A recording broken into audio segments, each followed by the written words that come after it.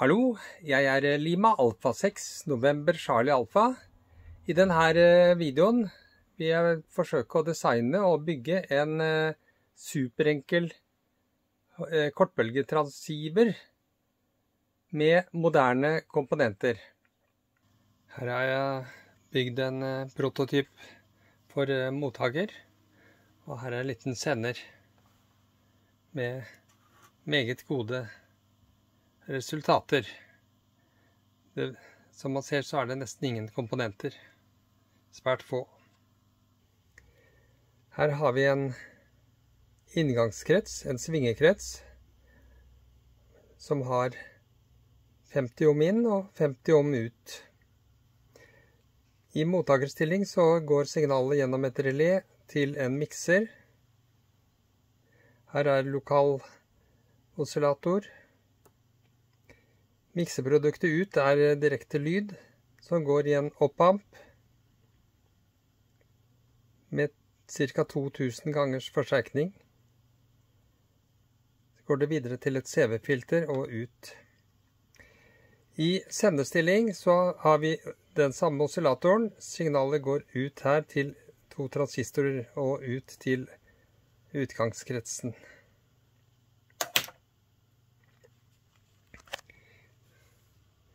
Jeg har før designet en liten oscillator. Og her har vi boksen jeg har tenkt å bygge det i. Her er en enkel skisse over hvordan jeg har tenkt å ha det. Oscillator, relé, antennetuner, sender og mottaker.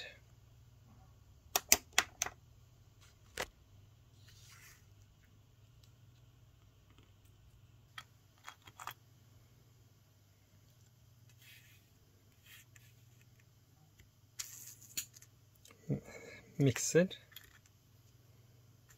opp-amp, volumkontroll. Det er de viktigste delene.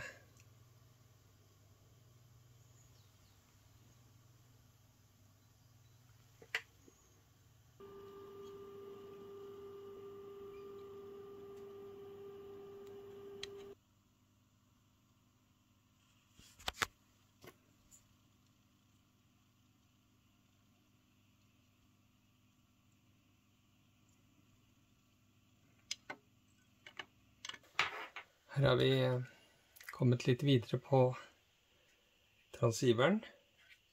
Jeg har montert oscillator, antennerelé og en antennetuner for 60 meter. Den skal kunne byttes ut til 80 meter og 40 meter også, og 20 meter. Og her er jeg satt av plass til mottaker, og her til sender. Og her har jeg laget mottakeren med mikser, forsterker og CV-filter. Og den skal monteres der.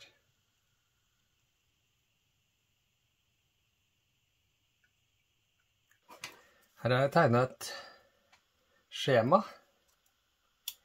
Jeg skal forklare funksjonen. Det inneholder en sender og en mottaker. Og den kan fungere på 80 meter, 60 meter eller 40 meter. Ved å bytte ut denne delen her. Signalet inn på mottakeren kommer inn via en svingekrets som avstemmes her. Signalet går videre til mottakeren gjennom relé, inn på en mikser. Her er oscillatoren som går via relé til mikser. Mikseproduktet ut er direkte lyd. Går inn i en forsterker med maks forsterkning på ca. 2000. Signalet går videre til et CV-filter og ut. I sendestilling så bruker jeg samme oscillatoren, men da flyttes frekvensen 700 Hz, går ut via 2 transistorer til samme svingekrets og ut til antenna. Oscillatoren kontrolleres av en mikroprosessor, og her kobler jeg også inn morsenøkkel, og sidetone til senderen kommer fra prosessoren mikses inn i utgangsforsterkeren. Jeg har utviklet en egen oscillator med prosessor. Dette er en Arduino Pro Mini, kompatibel kretskort. Her har vi Arduino interface. Her har vi en Atmel standard interface. Her er utgangene for oscillatoren, og her er IO til prosessoren, og der kobler vi inn morsenøkkel og RX-TX-relé og sidetone kommer der. Så det her er en av de enkleste sender-mottaker som kan lages, som kommer til å ha ganske gode egenskaper. Senderen består av bare noen få komponenter, og det gjør mottakeren også. Så da skal jeg prøve å bygge det her. Så håper jeg at det blir brukbart. For å komme fram til det her, så har jeg gjort eksperimenter på laben. Og kommet frem til en ganske enkel løsning. Da er transceiveren klar. Vi har da plassert senderen oppi her, med drossel her, og transistoren der. Her er mottakeren med volumkontroll. Her er antennetuner og RX-TX-relé der.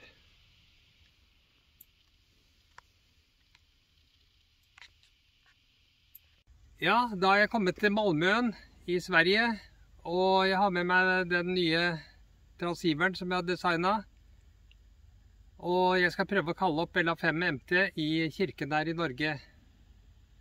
Og vi har satt opp en dipolantenne her.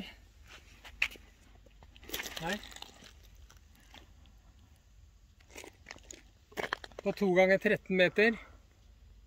Ganske lav. Og her har jeg transceiveren, morsenøkkel og batteriet. Jeg kjører på et 9 volts batteri. Så får vi se om hvordan det går. Nå skal jeg kalle opp. Da skal jeg gjøre mitt første oppkall på denne radioen.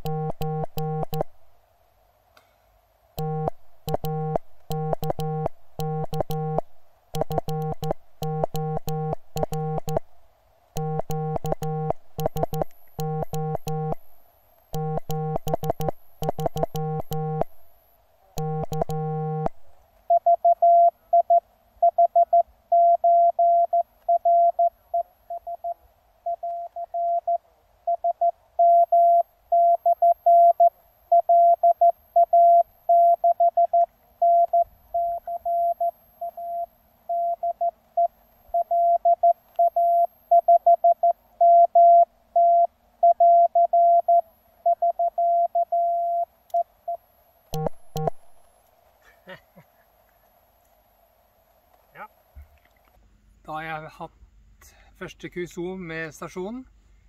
Og det er fra Malmøen på svenske vestkysten til Kirkenær i Norge. Ja, jeg er helt overrasket over kvaliteten på mottakeren. Helt støyfrie signaler. Og også senderen fungerte utmerket over all forventning. Hele stasjonen fungerte perfekt. Takk for at du så min film, og hvis du likte den, så kan du trykke på abonner-knappen. Og vi vil gjerne at du skriver en kommentar i kommentarfeltet under. Takk skal du ha.